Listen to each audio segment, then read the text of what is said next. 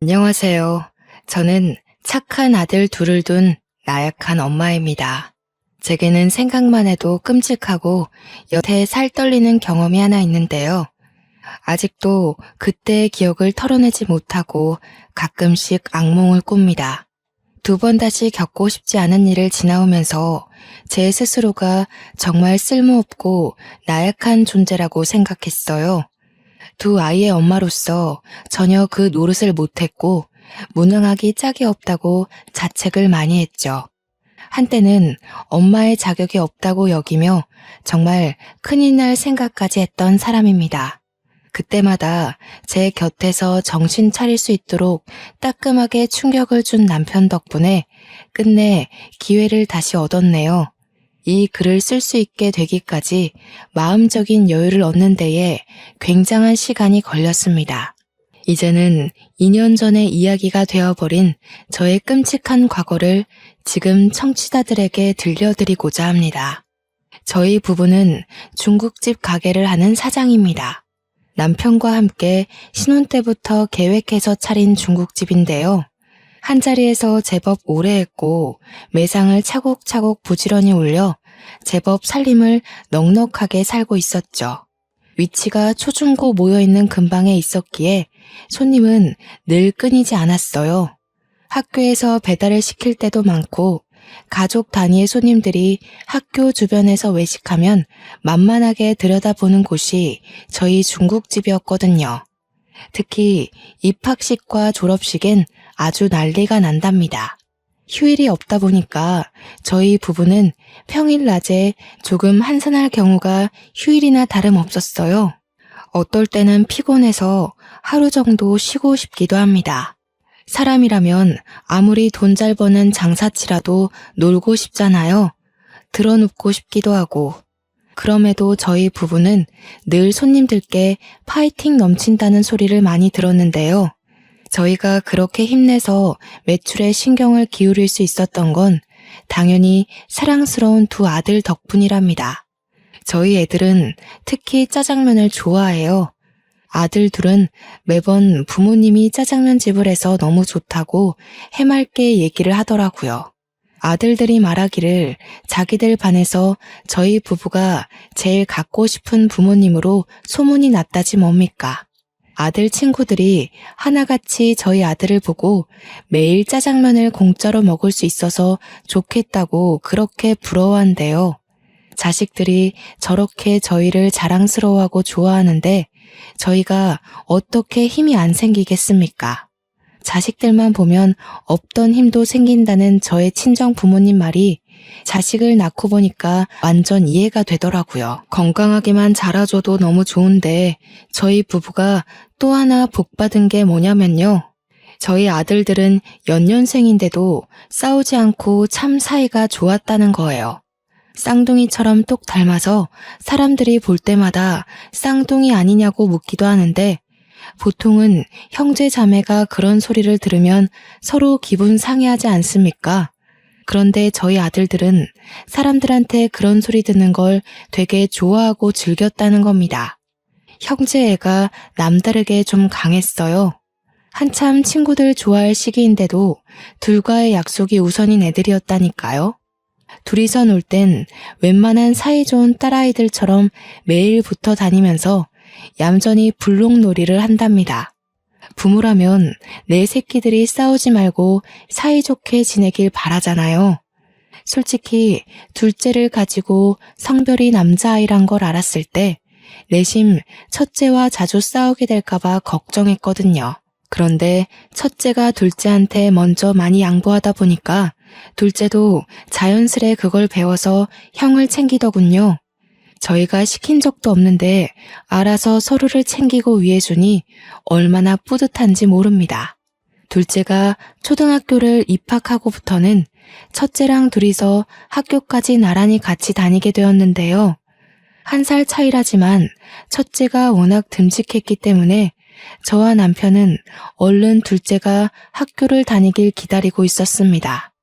둘째가 아직 유치원 졸업을 못했을 땐 늘 제가 일을 하다 말고 데리러 갔었거든요. 일이 바쁠 때 항상 아이 하원이 겹쳤는데 남편 혼자 두고 얼른 나갔다 오는 것도 생각보다 곤란한 일이더라고요. 그런데 아들들이 같이 학교를 다니니까 첫째가 알아서 둘째를 데리고 학교를 하는 겁니다. 이마저도 첫째한테 부탁한 일이 아니었어요.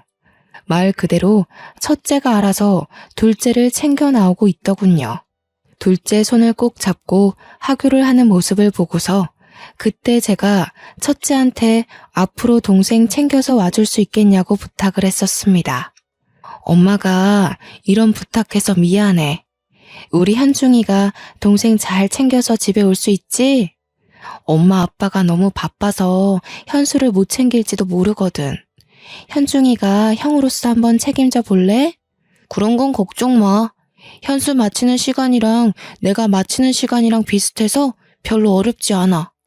현수한테도 혹시 먼저 마치게 되면 우리 반에 오라고 했거든. 현수도 알겠대. 우리가 무슨 복이 있어서 이렇게 듬직한 아들들을 낳았을까. 현중이 덕분에 엄마 아빠가 더 힘내서 짜장면 팔 수 있겠다. 고마워 아들. 첫째가 흔쾌히 허락해주는 덕에 저는 남편과 장사에 좀 더 신경을 쓸 수 있었어요. 그리고 저희에겐 이웃이기도 했고 같은 학부모 입장이기도 한 측근 부부가 있었습니다. 저희 가게 옆에 나란히 장난감 가게 하나가 있었어요. 같이 장사하는 입장에서 오다 가다 마주치는 덕에 친해진 이웃들이죠. 그 사람들과는 자녀 학교가 같은지라 학부모 교육이나 모임이 있으면 시간 맞춰 같이 갈 정도로 친했습니다. 유나 엄마, 학교 상담 오늘 윤주 차례지? 우리 아들 순서랑 비슷하게 걸려서 같이 가면 될 것 같은데 시간 괜찮겠어? 그럼요 언니. 나중에 저녁 때쯤 제가 언니 가게 찾아갈게요. 상담 끝나고 차 한잔 할래요? 이번에 저희 외가 쪽에서 콧감 가지고 왔는데 아주 실하고 맛있더라고요. 좀 챙겨드릴게요. 맛있는 거 있으면 늘 나눠 먹고 서로의 자녀들을 내 자녀처럼 돌봐주기도 했습니다. 너무 고맙게도 우리 아들들 생일이 되면 그 집에서 장난감도 하나씩 선물을 해주곤 했어요.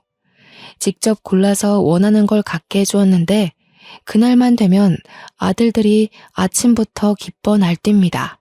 장난감 받는 날이라면서 마치 산타 할아버지한테 선물 받는 것처럼 행복해했죠.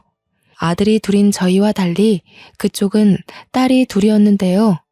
저희처럼 연년생은 아니었고 첫째 딸이 우리 첫째 아들과 동갑이고 둘째 딸이 아직 유치원을 다니고 있었습니다. 서로 거리가 가깝다 보니까 자연스레 아이들 4명이서 서로를 잘 어울려 놀게 되더라고요. 따로 소개해준 적도 없는데 자기들끼리 이미 친한 걸 보고 역시 아이들 친화력은 남다르다고 생각했죠. 또 아이들 입장에선 얼마나 재미있는 환경이겠습니까? 조금만 왔다 갔다 하면 부모님 가게를 탐방할 수 있고 더 가면 학교 놀이터에서 놀 수도 있고 서로 늦게까지 놀더라도 집이 가까우니 금방 귀가할 수 있으니 말입니다. 저희 아들들은 물론이고 장난감 가게 딸내미들에게도 짜장면을 무상으로 많이 제공해 줬습니다. 맛있는 거 좋아할 나이들이다 보니 딸아이들도 자기 집에 가서 밥을 안 먹고 꼭 저희 가게로 와 중국 음식으로 해결하더군요. 아이들 건강에 해라도 될까봐 제가 나름 조절해서 식사를 챙겨주기도 했네요. 한날은 장난감집 둘째 딸이 짜장면을 먹는데 온 얼굴에 범벅을 해놨더라고요. 어머 유나야. 아이고 세상에 너희 엄마 아빠가 보면 시겁하겠다. 예쁜 옷도 다 버려놨네. 안 되겠다. 이러고 가면 내가 네 엄마한테 욕먹겠어. 이모랑 같이 씻으러 가자. 저는 그대로 아이를 달랑 들어서 2층으로 올라가 샤워까지 시켰습니다. 옷이 다 더러워져서 당장에 갈아입을 옷은 없고 타올로 둘둘 감고 제 외투로 감싸 안아서 장난감 가게까지 뛰어갔던 걸로 기억합니다. 그때 그 집 가게 사모님이랑 얼마나 웃어댔는지 몰라요. 그 집에서 고맙다고 말하다가도 자기 딸내미 몰골을 보면서 귀엽다고 엄청 사진을 찍었습니다. 지나고 생각해보니 그 당시 참 즐겁고 평화로운 날들을 보냈었네요. 아이들 넷은 주로 학교 앞 놀이터에서 놀곤 했습니다. 아무래도 놀거리가 가장 많은 곳은 놀이터이지 않습니까? 놀이터는 저희 가게에서 횡단보도 하나만 건너면 바로 있어요. 항상 시간과 약속을 잘 지키면서 놀던 아이들이기에 부모 되는 저희 입장에서 걱정이 좀 덜했던 것 같습니다. 정해진 시간까지 놀고 와서 저희 집에서 같이 밥 먹고 해산하는 게 아이들의 패턴이었죠. 둘째들은 휴대폰이 없었지만 첫째 2명은 휴대폰을 가지고 있었기에 연락이 가능하다는 점에서 어른들이 조금 더 안도했습니다. 그랬기 때문에 아이들에겐 늘 문제가 없었고 매일 같은 일상이라 그날의 실수는 더더욱 상상하지 못했어요. 지금도 당시만 생각하면 그렇게 심장이 떨립니다. 이날 제 목숨이 끊어진 것과 다름이 없는 일이 발생한 것인데요. 한날 장난감 가게 부부를 저희 중국집으로 초대해서 브레이크 타임에 같이 담소를 나누고 있던 적이 있었습니다. 한참 놀고 있어야 할 아이들이 갑자기 허둥지둥 소리를 지르며 들이닥치는 겁니다. 엄마, 아빠, 어떤 아저씨들이 현수 잡아갔어요. 문방구에 유나 젤리 산다고 같이 갔다가 유나가 울면서 혼자 돌아왔는데 현수가 잡혀갔다고 그랬어요. 원래 유나를 데려가려고 했는데 현수가 구해주다가 현수가 잡혀갔대. 우리가 다 같이 가봤는데 이미 현수가 없어져서 못 찾았어. 아이들이 서로 큰 소리로 자기의 의견부터 앞세우고 옆에서 유나까지 오느라 뭐라고 얘기를 하는지 다들 처음엔 바로 알아듣지 못했습니다. 응? 뭐라고? 한 사람씩 얘기해봐. 뭐 재미난 일 있었던 거야? 다들 얼굴에 땀이 장난 아니네. 오늘 단체로 목욕시켜야겠어. 이때만 해도 다들 남편 말에 하하호호 웃기만 했던 걸로 기억합니다. 그런데 엄마라면 자식이 잘못된 상황에 대한 촉이란 게 있잖아요.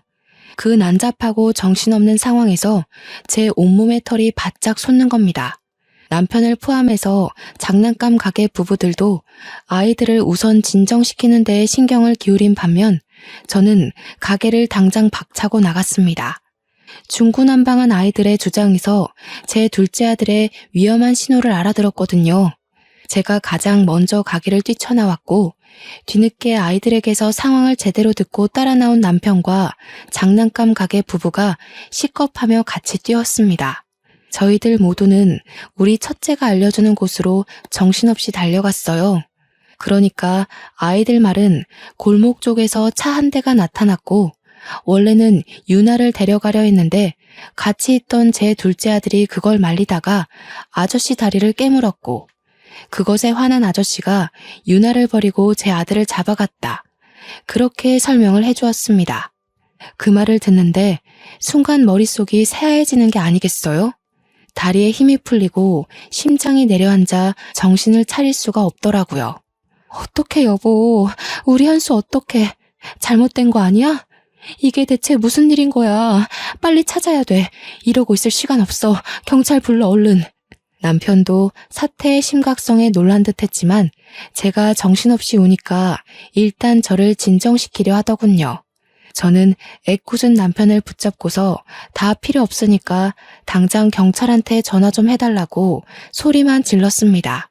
옆에서 장난감 가게 부부가 대신 신고를 해주었고 얼마 뒤 경찰이 우리를 태우러 왔어요.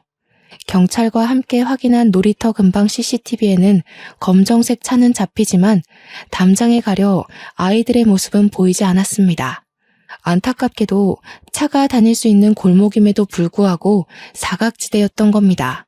경찰이 곤란해하는 눈짓을 보곤 정말 실신할 정도로 정신을 놓을 것 같았네요. 저희가 다 같이 경찰서로 오는 바람에 어쩔 수 없이 아이들도 같이 데려왔는데요. 경찰이 유일하게 목격자인 아이들에게 현장을 한 번 더 물어보는 겁니다. 그런데 또 문제는 정작 어느 정도 판단력이 있는 첫째들은 어린 유나한테 얘기를 전해 들은 거였단 거지요. 우리 아들을 데려간 아저씨들을 본 사람은 고작 6살인 유나밖에 없었다는 거예요. 어린 아이의 말엔 신빙성이 없지만 그래도 경찰이 유나한테 조심스레 물었습니다. 그러나 그 일 이후로 지레 겁을 먹은 유나는 부모 뒤에 숨기만 할 뿐 어떤 얘기도 해주지 않았습니다. 가슴이 미어 터질 것처럼 불안하던 저는 결국 어린아이한테 몹쓸 짓을 해버렸는데요. 다짜고짜 유나를 붙들고 무섭게 다그치고 말았습니다. 말해 유나야, 네가 봤잖아. 우리 현수 데려간 아저씨들 너밖에 안 봤잖아. 네가 말해야 현수를 찾을 수가 있어. 현수 엄마, 왜 이래요? 우리 유나도 많이 놀라서 시간이 필요하단 말이에요. 불안한 건 알겠는데 그래도 아이한테 이러는 건 아니죠. 유나한테 시간이 필요할진 몰라도 내 아들한텐 시간이 없다고요. 우리 현수가 유나 구하다가 그렇게 됐다잖아요. 다른 사람도 아니고 유나 엄마가 이렇게 나오면 안 되죠. 상황이 참 엉뚱하게 흘러가 버렸는데요. 항상 친구처럼 지냈던 유나 엄마랑 결국 싸움을 벌이고 말았지 뭡니까. 어른들이 목소리 높여서 다투다 보니까 유나는 또 큰 울음을 터뜨렸고 경찰은 그런 유나한테서 더 이상 목격자 진술은 어렵다고 판단을 해버렸습니다. 당시에는 유나의 진술이 무엇보다 큰 희망이었는데 그것마저 가망이 없게 되자 저는 절망하고 말았는데요. 경찰들한테 무릎을 꿇고 사정을 하면서 제발 우리 아들 좀 찾아달라고 부탁을 했습니다. 그나마 이성을 붙들고 있던 남편이 경찰과 얘기를 해서 신고 접수를 했던 걸로 압니다. 그 길로 우리 집과 장난감 가게 부부는 사이가 서먹해졌어요. 그래도 꽤 긴 세월을 이웃으로 함께 잘 지냈는데 한순간에 남보다 못한 사이가 되어버렸죠. 그러거나 말거나 저는 경찰 도움으로 아들 찾는 데 여념이 없었습니다. 장사는 해야 했기에 남편만 정신 바짝 차려 일을 했고 저는 길거리를 돌아다니며 전단지를 뿌려 방송국도 찾아가 할 수 있는 모든 걸 다 시도하며 아들 찾기에만 온 에너지를 쏟았습니다. 저희 집이 돈이 부족한 게 아니기 때문에 제 아들을 찾기 위해서 더더욱 수단을 가리지 않았죠. 그러면서도 하원하고 돌아오는 유나를 기다렸다가 유나를 붙잡고 계속해서 그날의 진위를 물었습니다. 유나야, 아직도 말해줄 생각이 없는 거니? 우리 현수는 너 구하려다가 사라졌는데 너는 뭐가 그렇게 무서워서 입을 꾹 닫고 있는 거야? 이모가 불쌍하지도 않아? 유나가 기억나는 거 조금만 얘기해줘도 현수 오빠 찾을 수 있어. 응? 그만하세요, 아줌마. 저희 엄마가 아줌마 만나서 얘기하지 말라고 그랬어요. 제 동생 그날 이후로 잠도 제대로 못 자요. 엄마가 최대한 그날을 잊는 게 좋다고 저보고도 얘기하지 말라고 했어요. 뭐? 지금 너희들은 다 무사하다고 이렇게 모른 척 하는 거야? 우리 현수가 유나를 무슨 마음으로 구했는데 어떻게 우리한테 이럴 수가 있어? 유나가 잠을 제대로 못 잔다고? 그럼 우리 현수는, 집에도 못 오고 있는 우리 현수는 얼마나 무섭겠어. 아이들한테 화풀이를 해서는 안 되는 거였는데 어른답지 못하게 고작 9살과 6살짜리 애들을 붙잡고 성질을 내버렸습니다. 그냥 너무 화가 났던 것 같아요. 우리 아들이 좋은 마음으로 유나를 도와줬을 걸 알기 때문에 마냥 모른 척 그날을 덮으려고 하는 유나 식구들이 밉더라고요. 제가 울분을 터뜨리자 윤주가 유나를 슬쩍 당기며 제게서 떨어뜨려 놓았습니다. 그대로 저한테서 도망쳐 부모님을 부르며 집으로 달려갔죠. 저만 이 상황이 답답했던 겁니까? 유나네 부모님들은 같은 어른이 돼서 어떻게 이럴 수 있답니까? 자기 딸을 살리다가 우리 아들이 변을 당한 건데 어쩜 이리 모르쇠하고 있을 수 있어요?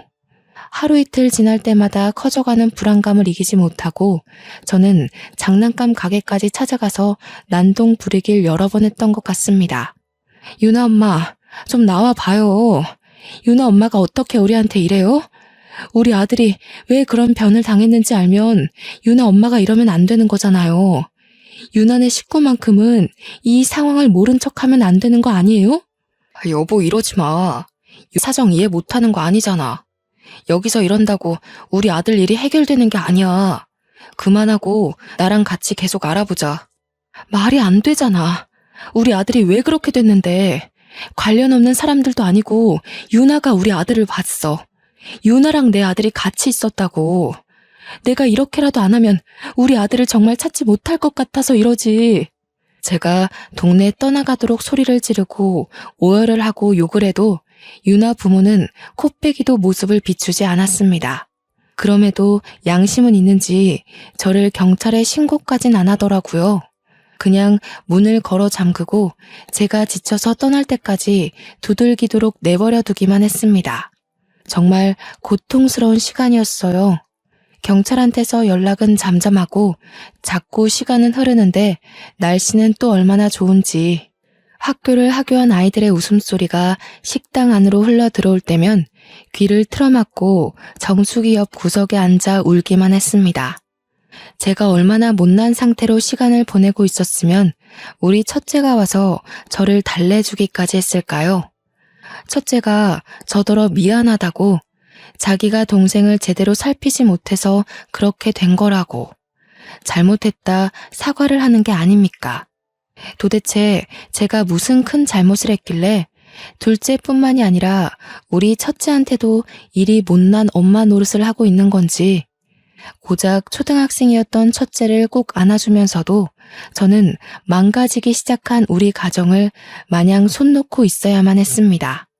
앞으로 우리 식구들이 얼마나 아픈 시간을 보낼지가 예측이 되더라고요. 별 수 없었죠. 그걸 알았음에도 제가 전혀 차릴 기운이 없었다는 겁니다. 그렇게 세월이 흘러서 결국 유나가 초등학생이 될 때까지 제 아들은 찾지 못했어요. 그 사이 결국 유나네는 이사를 가게 되었죠. 아마 그때부터였을 겁니다. 저는 다 죽은 사람처럼 집 밖을 나오지 않았어요. 장사도 돕지 못하고 내내 둘째 방에 누워만 있었습니다. 우리 아들의 살내음이 여전히 남아있는 그곳에서 벗어나지 못했어요. 매일 울기를 반복했고 실제 둘째의 꿈을 몇 번 꾸기도 했습니다. 첫째와 남편은 저를 걱정하면서도 어쩌지 못해 같이 소가리만 했는데요. 아픔이라는 건 시간이 약이라는데 저는 아들을 잃은 지 수년이 지나도 정신을 못 차리겠더라고요. 벌써 둘째를 못 본 지가 20년 가까이 되었지만 저의 시간은 여전히 과거의 그날로 멈춰 있었고 남편이 저를 병원에 데려갈 정도로 우울증까지 찾아왔습니다. 저 때문에 남편이 많이 고생했어요. 남편도 아들을 잃은 상심이 말 못하게 클 텐데 제가 너무 몸져 눕다 보니까 그 마음을 억지로 억눌렀을 거란 말이에요. 남편이랑 첫째 생각하면 그만 기운을 내야 하는데 하면서도 돌아서는 순간 둘째 생각 때문에 모든 걸 다 까먹어버리고 말았습니다. 그렇게 저희 식구들은 둘째가 없는 그 순간부터 매일 지옥길을 걸어왔습니다. 여보, 이번에 현중이 졸업해. 현중이가 당신 왔으면 좋겠다고 하더라. 언제까지 현수 때문에 현중이 내버려 둘 거야. 현중이 생각해서라도 기운 내야지. 제 시간은 둘째가 8살인 그때로 멈춰 있는데 어느새 첫째는 대학을 졸업하는 나이가 돼버렸더라고요. 제가 살펴보지 못한 사이에 첫째는 벌써 의대 졸업을 앞둔 장학생이 되어 있었습니다.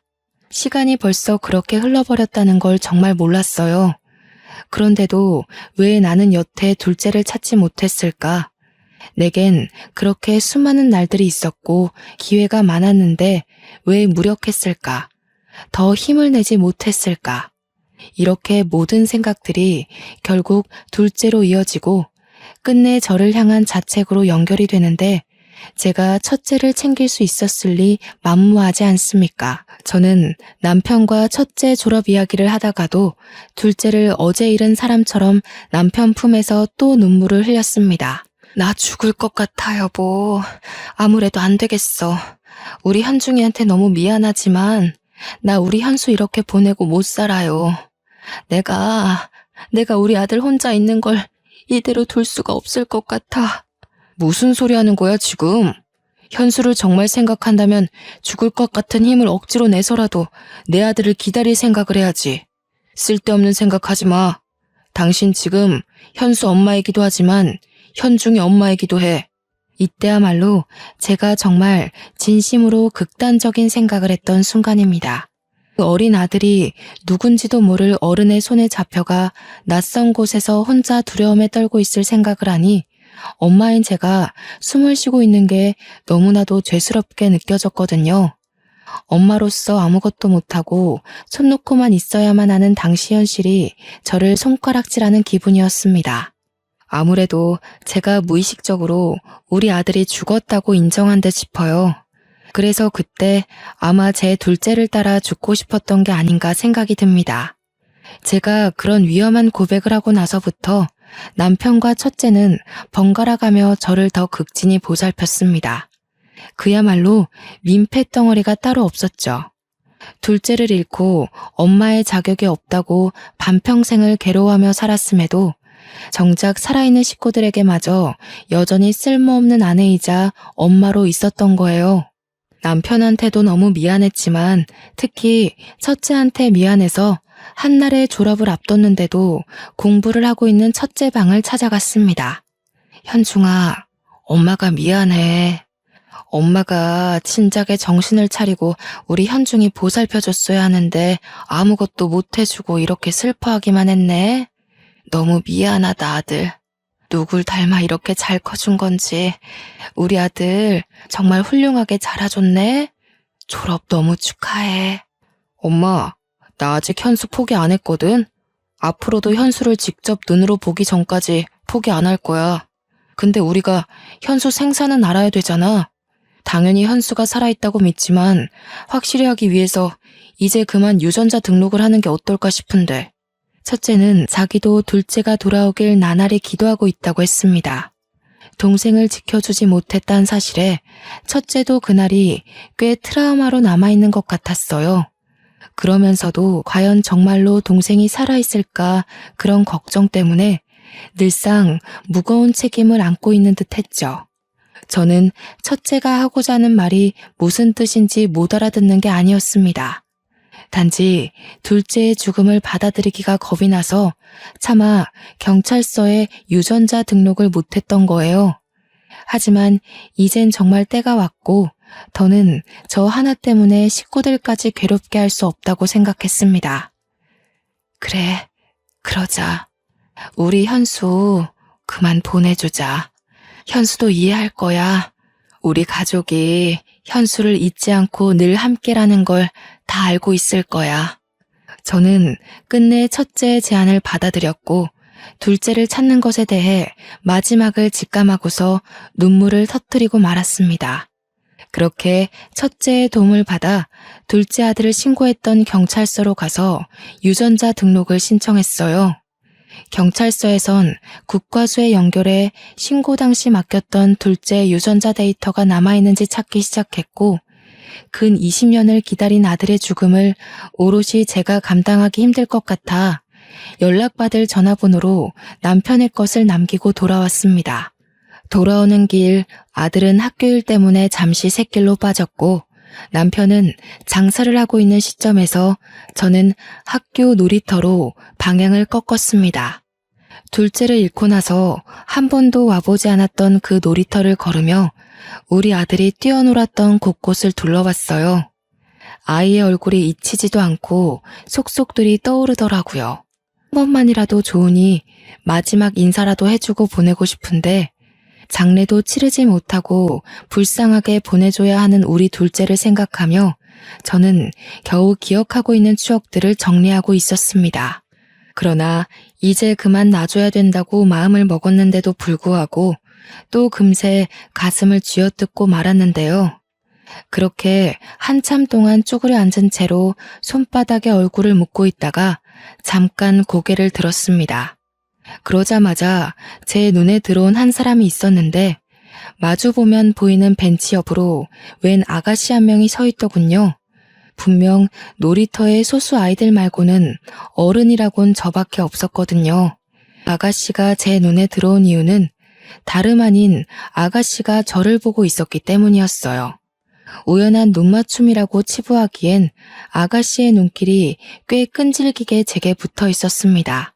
처음에는 제가 너무 뜬금없이 울고 있어서 이상하게 보는 건가 싶었어요. 그래서 오히려 마음을 추스르며 앉은 자리에서 일어났죠. 눈길을 돌리며 눈마국을 정리했습니다. 그런데 슬쩍 다시 본 아가씨 또한 저처럼 울기라도 했는지 눈가를 훔치면서 돌아서더라고요. 그냥 그러려니 생각하며 넘길 수 있는 일이라고 볼 수도 있으나 그때의 제 느낌은 좀 달랐습니다. 제 기분상 아가씨가 분명 저를 알고 있는 사람 같았고 그게 마치 제 사정 또한 알고 있다는 걸로 느껴졌어요. 그러니까 꼭 우리 둘째의 사고를 같이 슬퍼하는 것처럼 보였다는 거죠. 그 생각이 들자마자 떠오른 한 사람이 있었는데요. 바로 유나라는 아이였습니다. 유나는 우리 둘째보다 2살이 어렸으니까 아마 저 여자처럼 아가씨가 다 되었을 겁니다. 저는 뒤늦게 일어나 급히 아가씨가 사라진 도로 쪽으로 달렸는데요. 이미 인파 속으로 묻힌 아가씨의 흔적은 찾을 수 없는 지경이 되어버렸습니다.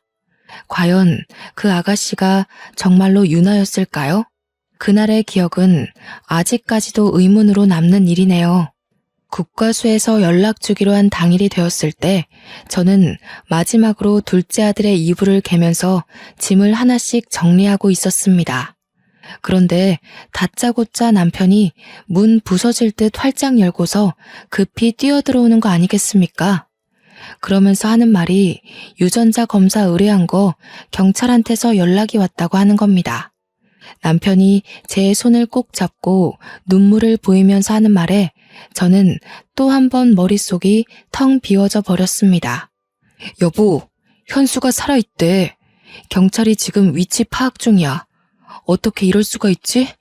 우리 현수가 정말 장하게 버텨준 거야. 거 봐. 우리 아들 살아있을 거라고 했잖아. 이제 다 끝났어. 여보, 더 이상 마음고생 안 해도 돼. 정말 고생했어. 남편의 말을 듣는데 지금 제가 꿈을 꾸고 있는 건지 판가름하기까지 오래 걸렸습니다.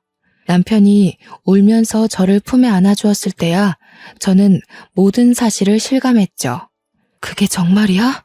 정말 우리 아들이 살아있대? 어디? 칠있대. 당장 가봐야겠어. 여보, 나 좀 아들한테 데려다줘. 경찰이 연락 줄 거야. 아마 하루 정도는 걸릴 거라고 했어. 이제 막 추적 들어갔다고 찾는 건 지금부터래. 아마 살아있을 가능성이 크다고 했어. 남편 말대로 둘째를 찾은 뒤에 연락을 주겠다던 경찰은 하루가 지나서 다음날 아침에 전화를 해주었습니다. 진작에 일정을 정리해놓았던 저희 가족은 모두 경찰서로 정신없이 갔어요. 경찰이 안내해준 곳으로 따라갔더니 웬 청년이 하나 앉아 있었는데요. 좀 꾀지지하긴 했으나 우리 둘째가 맞다는 걸 단번에 알아봤지 뭡니까. 너무 많이 커버렸지만 제가 바로 알아볼 수 있었던 이유는 바로 첫째와 쌍둥이처럼 똑 닮은 얼굴 때문이었습니다. 현수야, 아이고 감사합니다. 하느님 너무 감사합니다. 우리 현수 고생 많이 했지. 엄마가 늦게 찾아서 미안해. 이렇게 살아있는 줄도 모르고 엄마가 더 노력하지 못했어. 고맙다. 있어줘서 고마워. 그때부터 저는 정신없이 울면서 우리 둘째 얼굴을 만지느라 주변 기억들은 좀 흐릿합니다. 둘째를 안아주면서도 이게 현실이 맞나 싶어서 몇 번이나 아들을 주물럭거렸어요. 남편과 첫째와도 인사를 나누는 둘째를 놓지 못하고 내내 붙잡고 있었습니다. 둘째가 제게 엄마라고 불러주는 말을 듣고 나서야 이 모든 것이 현실이라는 걸 제대로 받아들였던 것 같네요. 저희 식구들은 둘째의 이야기를 듣기까지 가족 간의 상봉을 실감하느라 좀 오래 걸렸습니다. 도대체 어떻게 지냈던 거야? 이렇게 멀쩡히 살아있었으면서 왜 우리를 찾아오지 못했어? 어디 멀리 가서 있었던 거니? 너를 찾으려고 방방곡곡을 돌고 방송까지 냈는데도 못 찾았는데 그럴 만한 이유가 있었던 거야? 몰라. 살았는지도 모르겠고 집에 어딘지도 기억이 잘 안 나고 그냥 깡패 아저씨들이 도망가면 가만 안 둔다고 해서 시키는 대로 있었어. 듣고 보니 둘째는 잡혀가자마자 웬 껌파리로 구걸을 하면서 사람들한테 돈을 받아 바치는 일을 했다고 합니다. 질이 나쁜 아저씨들이라 너무 무서워서 감히 탈출할 생각도 못했고 자기 말고도 다른 어린애들이 많았다고 해요. 고등학생 나이가 되고부터는 아저씨 일터에서 일을 했는데 거기 손님으로 오는 아저씨들이 도박으로 돈을 잃으면 홧김에 손찌검을 하는 사람들도 있었다고 하는 거 아니겠습니까? 그 소리를 듣는데 얼마나 억장이 무너지던지. 아들 손을 잡고 있는 내내 두 손이 우리 남편 손보다 거칠어서 한참 문질렀던 것 같아요. 심지어 둘째는 이름도 바뀌어 있었습니다. 그래서 저희랑 경찰이 더 찾지 못했던 거였어요. 그래도 유전자 검사 덕분에 둘째의 신원이 밝혀졌고 그 바람에 둘째가 있었다던 도박장이 다 털렸다고 해요. 형사가 들이닥쳐서 거기 도박쟁이들이 죄다 잡혀온 걸로 알고 있습니다. 얼마나 고생을 했으면 애가 이렇게 삐쩍 말랐을까. 어디 아픈 데는 없니? 그동안 많이 힘들었지. 이젠 아무 걱정하지 마. 엄마가 다 해결해 줄게. 저를 잊었을 거라고 생각했어요. 찾지 않길래 원망도 했지만 제가 이름까지 바뀌어 버렸으니까 못 찾을 수도 있겠구나 하면서 이해도 되고, 또 살다 보니까 원래 이렇게 사는 게 익숙하기도 했던 것 같고. 그럴 리가 있겠어? 네가 우리 식구한테 얼마나 소중한 가족인데. 엄마 아빠가 정말 노력 많이 했어. 너가 없고 나서부터 하루도 편하게 지낸 날이 없다고. 나도 내 선에서 너 찾으려고 많이 알아보기도 했고, 그 노력이 부족했을 수도 있지만 절대 잊어버린 게 아니라는 것만 알아줘. 둘째가 저희 부부에겐 존댓말을 썼지만 첫째한테는 그래도 반말을 하더라고요. 부모와의 애와 형제의 애가 다르다는 게 이런 부분에서도 뭔가 작용하나 봅니다. 둘째는 형이 주는 손길을 잡고서 내내 참고 있던 눈물을 터뜨렸어요. 부모도 부모지만 형과의 추억이 제법 길고 강하게 남은 것 같아 그마저도 얼마나 다행인지 몰라요. 그렇게 한참을 가족끼리 대화를 나누고 있는데 중간에 경찰이 오더니 둘째한테 무언가를 보여주더라고요. 다행히 몽타주가 잃지 않은 사람도 같이 잡혀왔네요. 보아하니 상습범이더라고요. 배현수 씨 잡아간 사람 이렇게 생긴 사람 맞나요? 둘째는 형사가 보여주는 몽타주를 보면서 완전히 똑같은 건 아니지만 대충 그렇다고 했습니다. 실 사진도 아닌데 몽타주만 보고도 둘째가 겁을 먹더라고요. 그래서 제가 아이의 손을 더 세게 잡아주었죠. 헌데 경찰이 보여주는 몽타주에서 좀 의아한 부분이 있었습니다. 이건 저만 그렇게 느낀 것이 아니라 식구들 모두 이상하게 생각한 부분이었는데요. 저희 사건에는 어린아이 유나 말고는 목격자가 없었지 않습니까? 목격자가 더 있었다면 한참 경찰들이 사건을 파헤칠 때 드러났을 겁니다. 유나네 집은 이사하면서 그대로 도망쳐 버렸으니 사실상 목격자가 없는 것과 같은데 이게 어떻게 된 일일까요? 그렇잖아도 남편이 먼저 형사님께 물어보았습니다. 그런데 선생님, 당시 목격자가 어린아이 말고는 없었던 걸로 알고 있는데 어떻게 몽타주를 딴 거죠? 혹시 중간에 다른 목격자라도 발견이 됐던 건가요? 아, 아직 모르시는군요. 10년 전쯤인가 중학생 여자아이가 혼자 찾아왔었어요. 현수 씨 사건 얘기를 하면서 자기가 그날 목격자라고 얘기해주고 갔습니다. 오래전 일이었을 텐데 선명하게 기억하고 있더라고요. 그날 일 때문에 그렇게 악몽을 꾼다고 하면서 엄마 몰래 왔다고 그랬던 것 같네요. 중학생 여자아이. 그 말을 듣는데 왜 놀이터에서 본 아가씨의 모습이 오버랩 되는 건지 몰랐습니다. 엄마 몰래 찾아왔었다는 말도 저의 반응을 크게 만드는 데에 한몫했어요. 뭐라고요? 그 아이가 분명 목격자라고 그랬습니까? 10년 전이 중학생이면 지금 20대라는 거죠? 혹시 그 사람 성함이 어떻게 되는지 알 수 있을까요? 아이고, 그건 목격자 신원 보호 때문에 말씀드리기가 곤란해요. 죄송합니다. 그런데 자기가 그 동네 장난감 가게 집 딸이었다고는 했습니다. 자기를 구해준 오빠가 잡혀갔다고 그렇게 말했네요. 그 얘기를 듣고 저희 식구는 유나의 진술이라는 걸 바로 직감했습니다. 그렇다면 전날 놀이터에서 봤던 그 아가씨가 정말 유나였던 걸까요?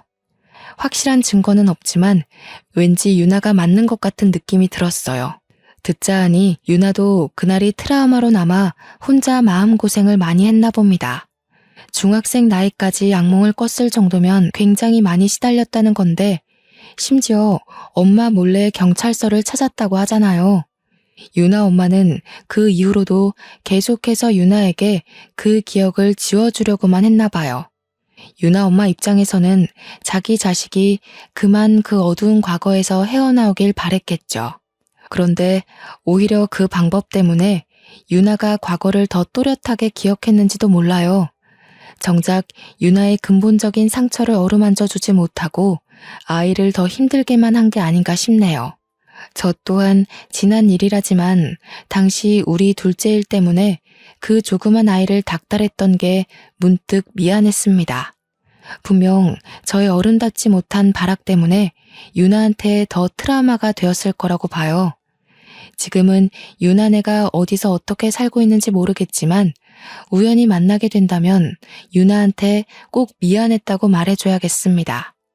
경찰서를 나온 뒤 저희 식구는 둘째를 데리고 가장 비싸고 맛있는 레스토랑에 가서 밥을 먹이려고 했습니다.